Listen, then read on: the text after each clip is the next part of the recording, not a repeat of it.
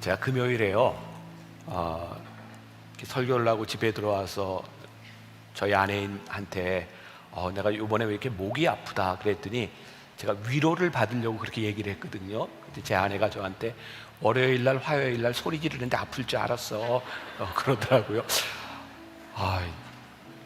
그래서 안 아프기 위해서 오늘은 제가 살살 설교를 하려고 그래요. 이제 월요일날도 새벽에 인도를 해야 되니까. 그러면 제가 살살 설교를 하면 여러분들이 잘 들어야 될 거야, 안 들어야 될 거야? 잘 들어야 되겠죠. 어제 토요일날 설교를 하면서도 제 마음속에 확신이 드는 게 뭐냐면 내가 소리를 내고 해서 설교에 은혜가 되고 우리들이 은혜를 받는 것이 아니라 듣는 사람이 잘 들어야 되는데, 오늘은 다 은혜를 받을 것 같아요. 제가 살살 할 거니까 오늘 말씀 가운데 우리들에게 함께 하시는 하나님의 은혜가 오늘 함께하는 여러분들 모두에게 충만하시기를 주님의 이름으로 간절히 축원합니다. 오늘은 이 책에서 두 번째 기도, 회개 기도에 대한 말씀을 함께 나누려고 봅니다. 이 책 챕터 2 표지에 보면 제가 회개 기도에 대한 정의를 이렇게 내렸습니다. 회개 기도는 자신의 삶에서 잘못을 발견했을 때 그 문제를 놓고 하나님 앞에서 씨름하는 기도다. 제가 이제 설교 중에 말씀을 나누겠지만 회개 기도는 절대 쉽지 않습니다. 회개는 하나님 앞에 씨름하는 그런 기도입니다. 그런데 분명한 것은 이 기도에 유익이 있기 때문이죠. 제가 이 책을 가지고는 오늘 이제 말씀으로 이제 마치게 되고, 나머지 7번의 이 책에 대한 요약은 우리 동산 목사님들이 유튜브에 짤막짤막하게 요약해서 다 올려놨습니다. 제가 조회수를 보니까 아직 많은 분들이 보지 않았어요. 여러분들이 목사님들이 읽고 요약한 내용을 여러분들이 유튜브에서 좀 보시면 기도하는 데 훨씬 더 도움이 되리라고 생각합니다. 회개 기도, 돌아섬 뉘우침의 기도에 대하여 오늘 여러분들과 말씀을 나눕니다. 우리 인간들이 공포를 느끼는 것이 있습니다. 그것은 우리들이 살아보지 않은, 우리들이 알지 못하는 것에 대한 공포입니다. 어떤 사람은 그런 이야기를 하더라고요. 인류의 가장 위대한 발명 중에 하나는 우리의 좌표를 만든 것과 우리의 시간을 만든 것이다. 좌표가 뭐예요? 우리가 어디 있는지 알아요. 그리고 우리가 시간을 어떻게 만들었습니까? 1분이 몇 초예요? 60초. 하루가 몇 시간? 24시간. 1년이 며칠? 365일. 이렇게 만들어놨어요. 1년이 365일. 그리고 우리 인간들에게 가장 큰 희망을 주는 게 뭐냐면 1년이 매년 반복된다는 거죠. 1년 지나고 그 다음에 또 새해가 되면 하루를 또 세요. 그래서 새해가 되면 우리들이 늘 기분 좋게 새롭게 결심하고 우리들이 살아가는데, 사실은 이것이 착각일 수도 있어요. 우리는 새롭게 인생을 시작한다고 생각하지만 사실 그 시간은 우리들에게 새롭게 주어진 시간이 아닙니다. 그래서 유명한 어거스틴은 이 시간에 대하여 이야기하면서 굉장히 멋진 이야기를 했습니다. 우리 인간들은, 이 유한한 인간들은 아무도 시간을 소유할 사람이 없는 거예요. 그래서 그는 철학적으로 이렇게 이야기하죠. 과거 이미 지나가 버린 거예요. 과거는 우리의 기억 속에 있을 뿐입니다. 아무도 과거를 소유하지 못합니다. 미래 아직 오지 않았어요. 우리는 단지 기대 속에서 미래를 가지고 있을 뿐이지 미래는 우리들의 것이 아닙니다. 현재라고 생각하는 순간 이미 그 현재는 지나가 버려요.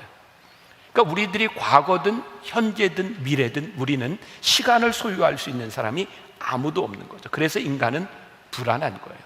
그래서 유명한 실존주의 철학자 하이데거는 인간 존재 실존에 대하여 뭐라고 이야기했냐면 본질은 불안이다, 이렇게 이야기를 하고 있죠. 여러분, 우리 인간의 실존은 불안합니다.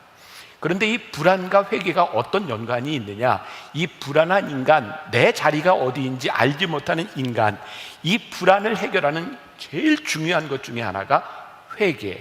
회개는 뭐냐면 하나님 앞에 우리를 돌아보게 하고, 회개는 우리의 능력을 벗어난 우리의 인간의 잘못된 그 자리에서 하나님을 의지하고 하나님을 의존하고 하나님 나를 붙잡아 주세요 라고 하나님 앞에 서기 시작할 때에 불안함 가운데서 안정을 가질 수 있는 것. 오늘 회개 기도는 이렇게 위대한 능력을 가지고 있어요. 자, 우리가 내일부터도 또 이제 특별 새벽 예배를 우리들이 진행합니다. 저에게 참 가슴 벅차고 참 아름답고 복되고 기대가 되는 것은 뭐냐면, 우리들이 여기 한 곳에 모일 수 없지만 우리들이 같은 시간에 하나님 앞에 기도한다는 거예요. 저에게 정말 놀라운 기대가 되는 것은 하나님이 이 시간과 공간을 초월해서 우리와 함께 계시다고 하는 것이 우리들에게 참 복된 일이라는 생각이 들어요. 회개는 두 가지 의미를 가지고 있어요. 하나는 돌아서는 거예요. 우리가 잘 아는 탕자의 비유, 탕자가 아버지를 떠나서 저기 방탕한 생활을 하다가 돌아서서 아버지께로 가요. 이게 회개, 돌아서는 거예요. 또 회개는 돌아선뿐만 아니라 뉘우치는 거죠. 자, 우리의 인생에서요, 하나님께 돌아서는 이 돌아섬의 행위는 한 번으로 족할지 몰라요. 그런데 하나님께 돌아서서 살아가는 우리들의 삶의 뉘우침이라고 하는 것은 계속해서 반복되는 겁니다. 여러분, 회개 기도는 한 번의 돌아섬과 반복되는 뉘우침이 계속되는 것이 회개예요. 여러분, 영성이 뭐라고 생각해요? 영성. 전 영성은 제가 생각하는 정의는 하나님 앞에 서는 것이 영성이라고 생각하거든요. 하나님 앞에 서면 내가 보여요. 하나님 앞에 서서 내가 보이면 우리의 인생은 회개할 것이 참 많습니다. 우리들이 회개하지 못하는 가장 중요한 이유 가운데 하나는 하나님 앞에 서지 못하는 거죠. 영성이 깊어진다고 하는 것은 어떤 의미를 가지고 있을까요? 우리의 삶에서 회개거리가 많아지면 저는 영성이 깊어진다고 생각해요. 왜? 하나님 앞에 서면 우리의 삶이 굉장히 센서티브해지죠. 그래서 영성은 무엇이다? 회개거리가 많아지면 내가 하나님 앞에서 영성이 깊어지고 있구나 라고 하는 것을 깨닫게 되죠. 우리들의 영성이 높아지면 우리들에게 삶의 목표가 훨씬 더 높아지는 것 같아요. 하나님 앞에 정결하게 깨끗하게 살아가는 것, 그것이 영성인 거죠. 성경에 보면 양심의 화인 맞다 이런 표현이 있어요.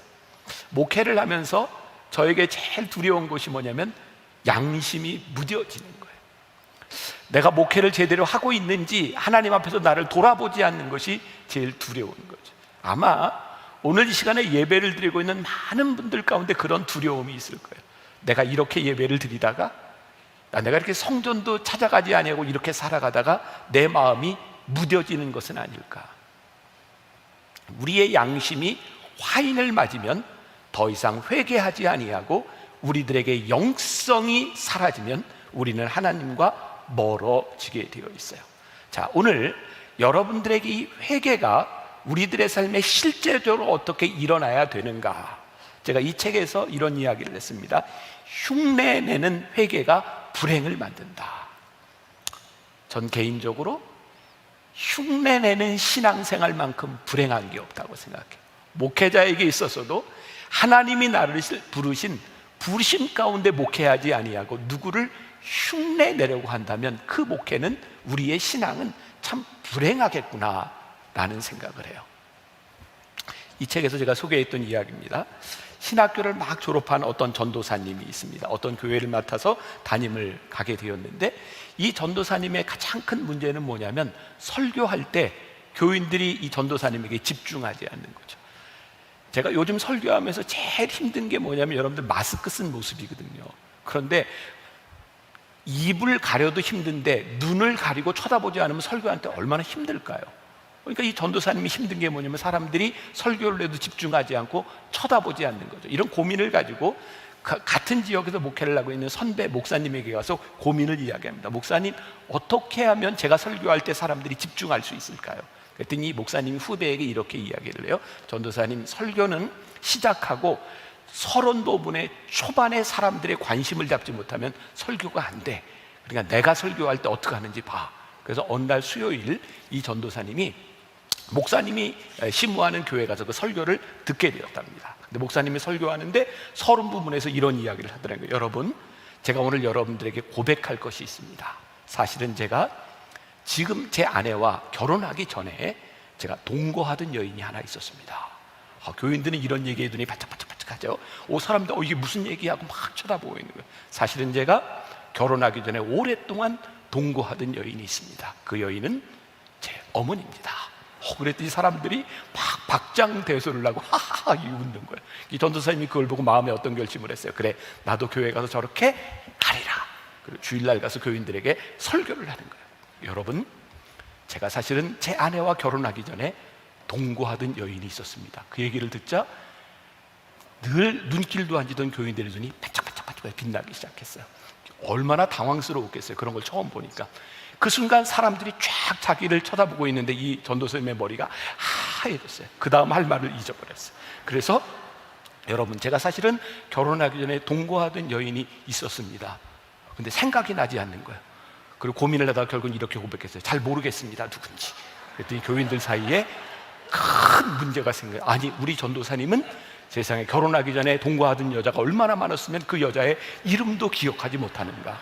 그래서 그것을 해명하느라 오랜 시간이 걸렸다는 말씀, 그런 이야기가 있어요.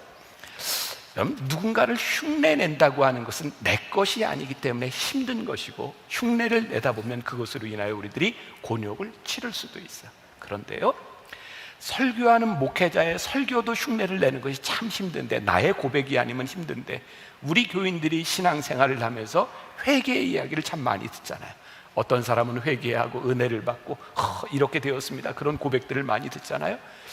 그런데 우리들에게 가장 불행한 것이 회개의 흉내를 내고 은혜 받은 흉내를 내고 살아가는 사람이죠.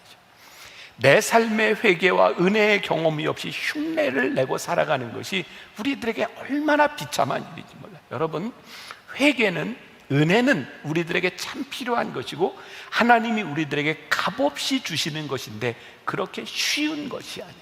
그래서 오늘 본문 말씀, 오늘은 본문을 가지고 풀어가는 것이 아니라 다윗이 회개했던 그 모습 하나를 보려고 이 본문을 택했는데, 시편 51편 1절과 3절 말씀, 다윗의 회개예요. 같이 한번 읽어봅니다. 시작. 하나님이여, 주의 인자를 따라 내게 은혜를 베푸시며 주의 많은 긍휼을 따라 내 죄악을 지워주소서.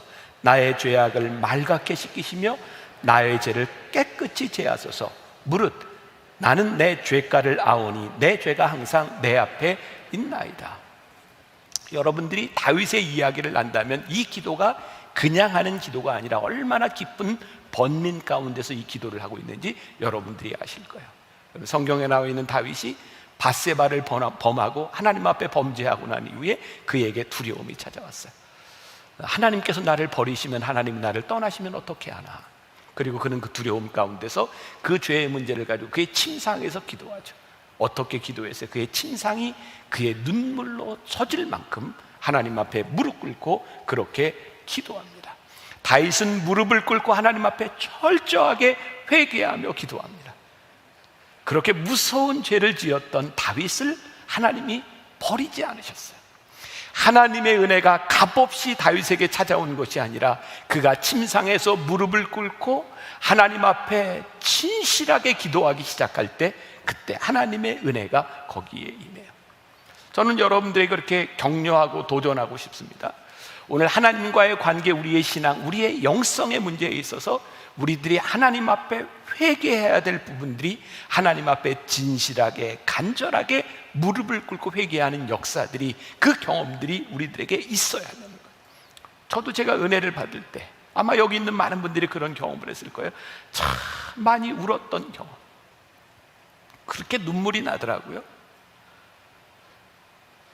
우리들이 하나님 앞에 하염없이 흘렸던 그 눈물들이 우리들에게 헛된 것이 아니라 오늘 우리를 이 은혜의 자리로 인도해 가는 것. 성경에 보면 우리들이 하나님 앞에 죄를 지었을 때 드리는 제사들이 있어요. 그런데 사람과의 관계에서 죄를 지었을 때 드리는 그 제사를 속건제라고 하는데, 속건제를 드릴 때는 어떤 규칙을 만들었냐면, 네가 남의 것을 손해보게 한 것, 남의 것을 도적질한 것에 5분의 1을 더해서 배상하고 제물을 드려라.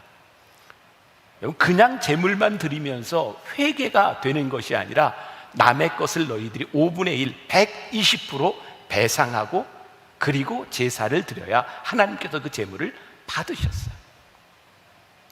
참 놀랍지 않아요? 성경에서 우리들에겐 우리의 죄의 문제에 대하여 그냥 내가 잘못했던 것만큼 1:1 이 정도가 아니라 네가 잘못한 것에 그 수고와 그 어려움이 얼마인지를 경험하고 깨닫도록, 값싼 회개가 되지 아니하도록 하나님께서 우리들에게 명령하셨어요. 그러니까 회개는요, 아픈 거예요. 힘든 거예요. 하나님 앞에 우리들이 내가 지은 죄에 대한 마땅한 대가를 치르려는 마음들이 우리들에게 있어야 되는 거죠. 그러면 회개 기도가 우리들에게 주는 유익이 무엇인가? 이 회개 기도가 우리를 어떻게 인도하는가? 저는 이 회개 기도를 통해서 우리 성도들이 경험해야 되는, 우리의 삶에서 꼭 해야 되는 용서에 대한 문제는 회개 기도와 연결이 되어 있는 부분이라고 생각하거든요. 회개는 죄로 인하여 가로막혔던 하나님과 우리들 사이에 수직적인 관계의 문제를 해결해줘요. 그러니까 우리의 신앙이 하나님과의 관계 속으로 영성으로 들어가는 거죠. 그런데 진정한 영성은 하나님과 우리들 사이의 수직적인 관계가 회복되는 것으로 끝나는 것이 아니라 이 수직적인 관계가 수평적인 관계로, 우리 이웃들과의 관계로 이어지기 시작할 때 이 회개의 기도가 우리들의 삶에서 능력을 나타내는 거예요. 여러분, 요셉 아시죠? 요셉의 이야기, 창세기 37장 이하에 나오는 요셉의 이야기를 보면 요셉이 얼마나 억울한 삶을 살았어요. 그에게 제일 억울한 일이 무엇이었을까요? 형에게 팔린 거예요. 형들에 의해서 노예로 팔린 거예요. 아니, 나를 알지 못하는 나쁜 사람들도 아니고 내 친형이 나를 팔았어요. 얼마나 큰 배신감을 느꼈을까요? 그리고 팔려가서 그의 인생이 다 잘된 게 아니고 노예로 살면서 또 하나님의 뜻대로 살아가려다가 감옥에 갇히고 그는 수없이 많은 어려움들을 그가 경험하게 되죠.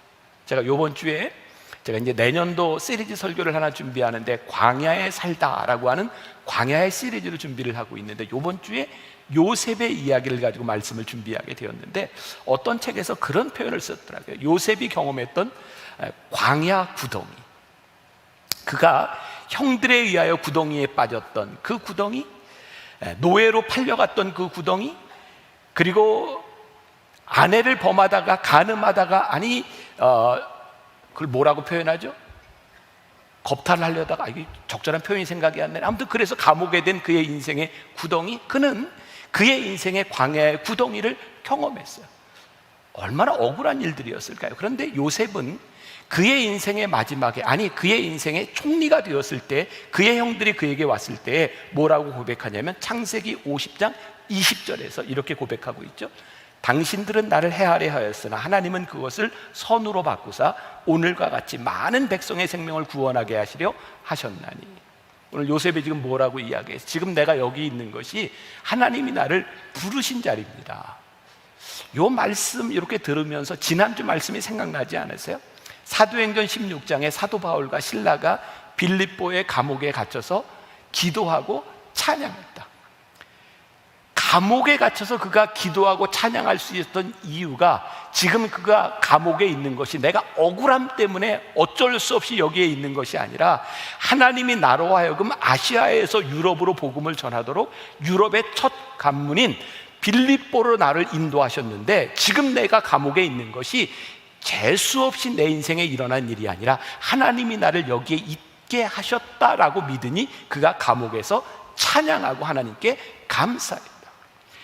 요셉의 인생에서 구덩이에 들어가서 팔리고 노예가 되고 그 어려움을 경험했던 그의 인생의 광야 가운데서 요셉이 뭐를 고백해요? 하나님과의 관계 속에서 하나님께서 이 모든 것을 다 바꾸셔서 선으로 만드셔서 내가 여기 있는 것이 하나님께서 나를 부르신 자리인 줄 믿습니다. 하나님과의 관계 속에서 자기를 보니까 형들을 바라보며 어떤 마음이 생겨요? 용서하는 마음이 생겨요. 여러분, 걱정을 마십시오. 형님들이 나에게 했던 그 악행들은 나를 악하게 만든 것이 아니라 하나님이 나를 여기까지 인도하시는 선한 것으로 만드셨으니, 형들 때문에 고통당한 것으로 내가 억울하게 생각하는 것이 아니라 하나님의 은혜를 경험하고 있습니다. 이렇게 경험하고 나니 형들을 용서하게 되는 거죠.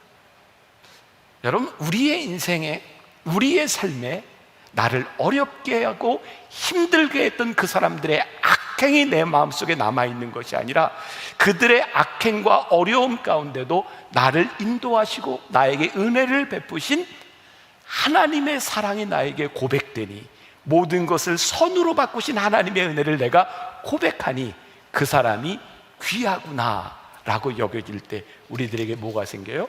용서하는 마음이 생기는 거죠. 그래서 우리들이 하나님 앞에 수직적인 관계가 배로되는 것은 우리들의 삶의 수평적인 관계를 만들어가는 거예요. 우리의 신앙이 여기까지 가야 되는데 이 수직적인 관계를 흉내내고 있다면 우리가 어떻게 이 수평적인 관계가 회복이 되겠는가?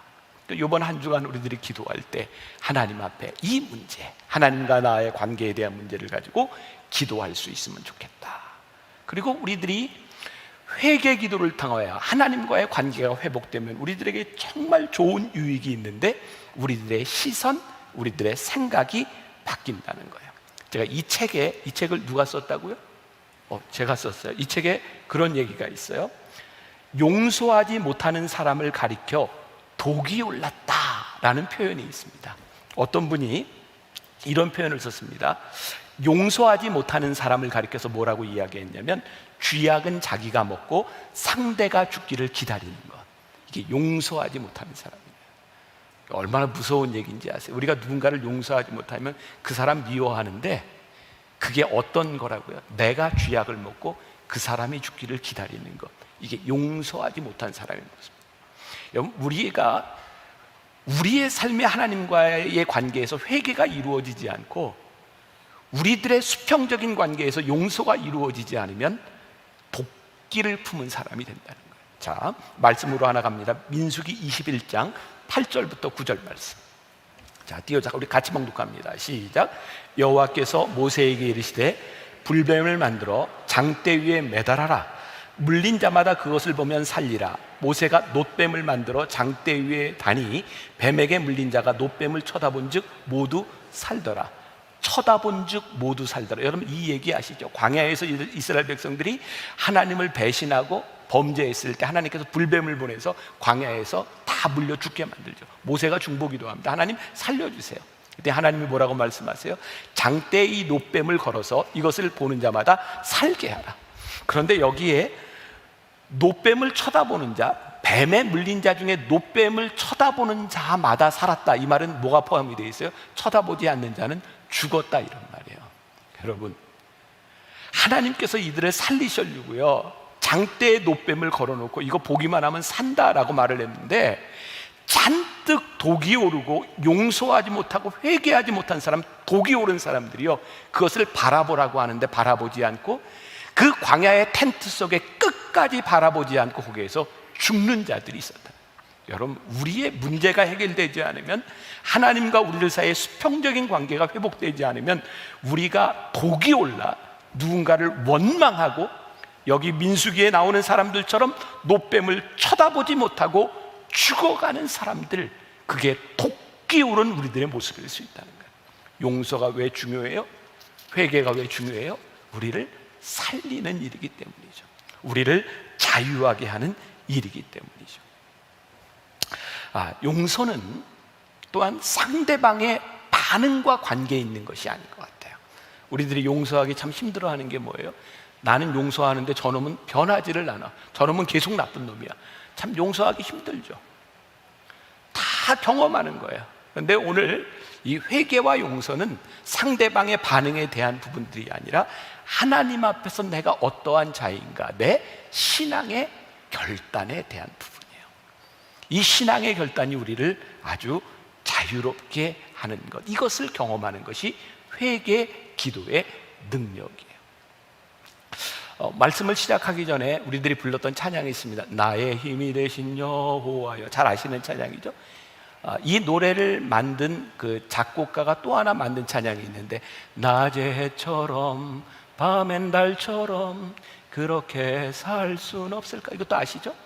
요 찬양을 만든 사람이 또 만든 찬양이 하나 있는데, 오늘 나는 이라는 찬양입니다. 이 찬양은 이 최영독이라고 하는 분이 가족처럼 지냈던 어떤 지인과의 관계가 이렇게 깨어지면서 고통 가운데, 힘든 가운데 어느 날 성령님이 이분께 물으셨대요. 넌 어찌된 인간인가? 그리고 그때 이 성령님의 음성 가운데서 이분이 지었던 찬양, 만들었던 찬양이 오늘 나는 이라는 찬양입니다. 가사가 이렇게 되어 있습니다. 내가 먼저 손 내밀지 못하고, 내가 먼저 용서하지 못하고, 내가 먼저 웃음 주지 못하고 이렇게 머뭇거리고 있네.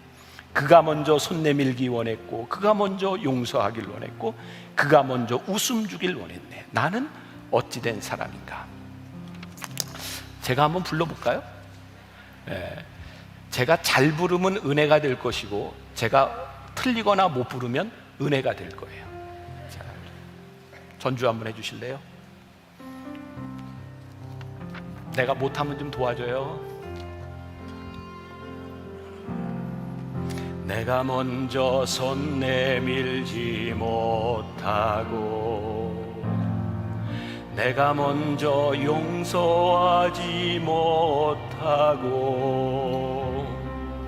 내가 먼저 웃음 주지 못하고 이렇게 머뭇거리고 있네. 내가 먼저 손 내밀지 못하고 내가 먼저 용서하지 못하고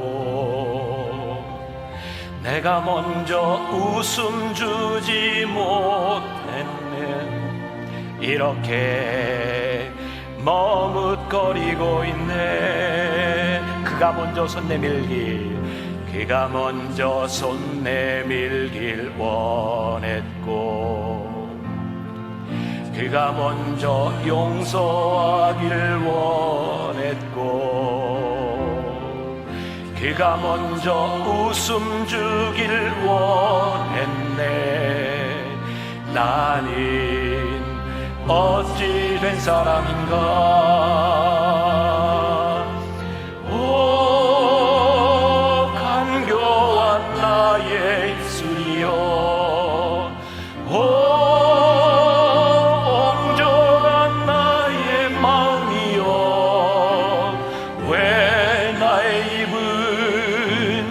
사랑을 말하면서 왜 나의 마음은 화해를 말하면서 왜 내가 먼저 져줄 수 없는가. 왜 내가 먼저 손해볼 수 없는가. 오늘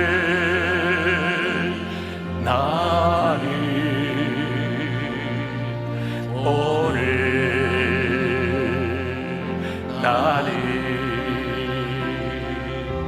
주님 앞에서 몸둘 바무르고 이렇게 느끼면서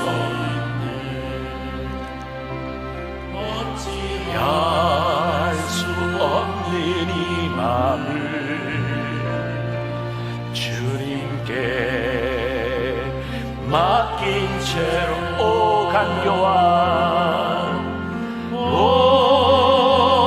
간교한 나의 입술이여 오 더러운 나의 마음이여 더러운 나의 마음이여 왜 나의 입은 사랑을 말하면서 왜 나의 마음은 화해를 말하면서 왜 내가 먼저 져줄 수 없는가. 왜 내가 먼저 손해볼 수 없는가. 오늘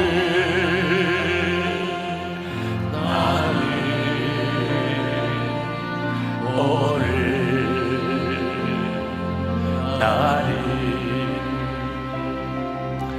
주님 앞에서 오늘 마음을 이렇게 느끼며 서 있네. 어찌할 수 없는 이 맘을 주님께 맡긴 채로 이 찬양을 부르고 있는 이 최영덕이라고 하는 사람의 마음이 어땠을까요?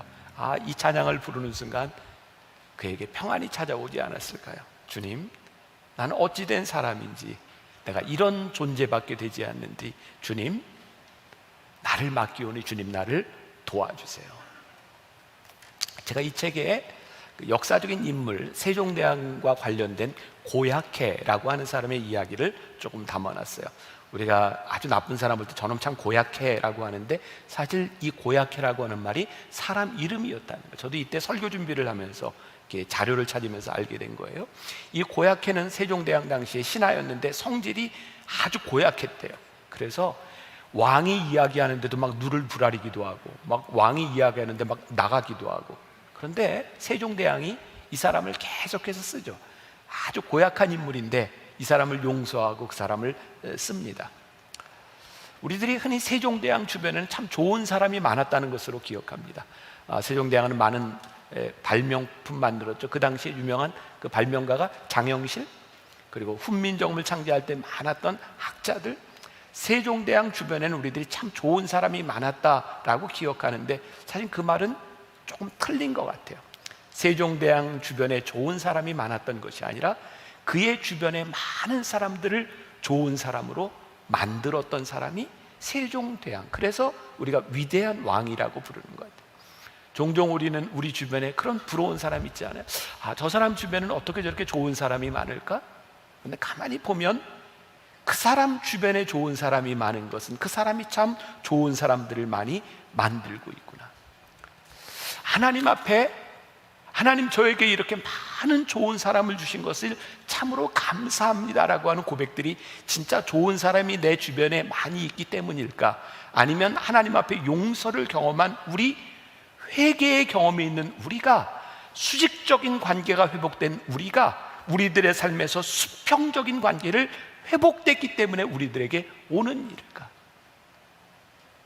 전 제가 분명히 믿는 게 있어요.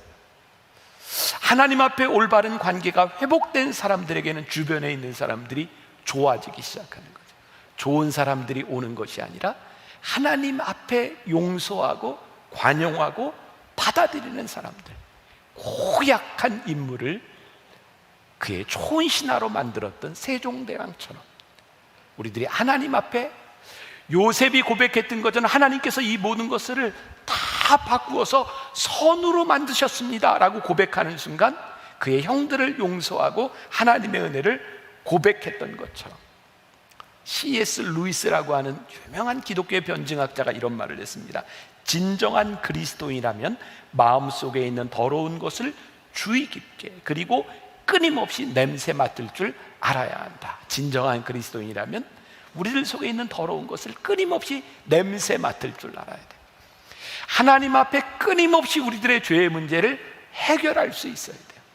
끊임없이 우리들이 하나님 앞에서 내 양심이 화인 맞은 자가 되지 아니하도록 하나님 앞에 설 수 있도록 영성이 깊은 자가 되도록 우리들이 살아야 돼요. 그래서 제가 이렇게 말씀의 결론을 맺습니다. 회개가 은혜구나. 회개가 진짜 큰 은혜구나. 하나님이 우리들에게 주시는 은혜, 마땅히 내가 잘못한 것을 하나님 앞에 당당히 치르려고 하는 이 회개가 우리들에게 정말 큰 은혜구나. 그리고 오늘 여러분들에게 한 가지 제가 부탁드리고 싶은 게 있어요. 혹시 여러분들이 하나님 앞에서 나를 돌아보았을 때, 하나님, 내가 이렇게 잘못하고 회개할 일이 있는데 지금 여러분들의 삶에서 그 죄로 인하여 여러분들이 어려움을 당하고 있다면, 내가 이렇게 회개하며 어려움을 당하고 있는 이 문제들이 하나님이 나를 사랑하시는 확실한 사랑의 표현이구나. 그래서 여러분들, 우리의 죄로 인하여 당하는 어려움과 아픔이 있다면 하나님의 은혜 가운데 그것을 지고 가고 감당할 수 있는 마음들이 우리들에게 있어요.